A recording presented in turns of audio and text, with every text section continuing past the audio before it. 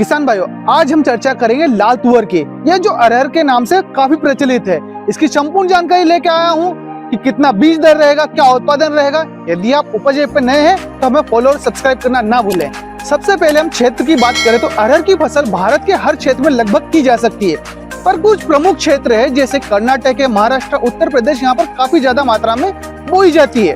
अब किसान भाइयों, मिट्टी की बात करें तो हर प्रकार की मिट्टी में आसानी से हो जाती है, पर जो गलता खेत है, यहाँ पर जो कहना का तात्पर्य है कि जिस खेत में नमी काफी ज्यादा बनी हुई रहती है, वहाँ पर अरहर की फसल का उत्पादन कुछ कम देखा गया है। अरहर की बुआई मानसून स्टार्ट के समय की जाती है। अब पकने के समय की बात करें तो ये काफी किस्मों पर निर्भर करती है। कुछ किस्में जल्दी पककर तैयार हो जाती है और कुछ किस्में काफी लेट होती है, तो इसका अंतराल रहता है 120 दिन से ले जाके 200 दिनों के बीच में। किसान भाइयों, अब जान लेते हैं कि अरहर की बुआई किस प्रकार की जाए।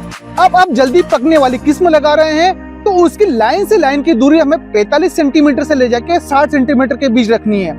वहीं आप लेट वेराइटी लगा रहे हैं तो उसकी दूरी हमें 60 सेंटीमीटर से ले जाके 75 सेंटीमीटर के बीच में रखनी है। अब जान लेते हैं हमें बीज दर कितना रखना है। तो इसका बीज दर प्रति 1 एकड़ आपको 12 किलो से ले जाके 15 किलो रखना है। किसान भाई, यहाँ पर हम कुछ रोग की इसकी चर्चा कर लेते हैं। तो सबसे ज्यादा इसमें जो रोग देखा गया है अगेती झुलसा और फली छेदक। अब आप फली छेदक के लिए यहाँ पे इमामेक्टिन शुरुआत में इस्तेमाल कर सकते हैं, और अगर जो उसके बाद 1-2 इस्तेमाल और करना चाहते हैं तो वो आपको डेल्टामेथिन इस्तेमाल करना है। अब हम जान लेते हैं कि अरहर की हार्वेस्टिंग किस प्रकार की जाएगी। तो किसान भाइयों, कई जगह इसकी हाथ से कटाई की जाती है, उसके बाद इसके छोटे छोटे पिंडे बना दिए जाते हैं।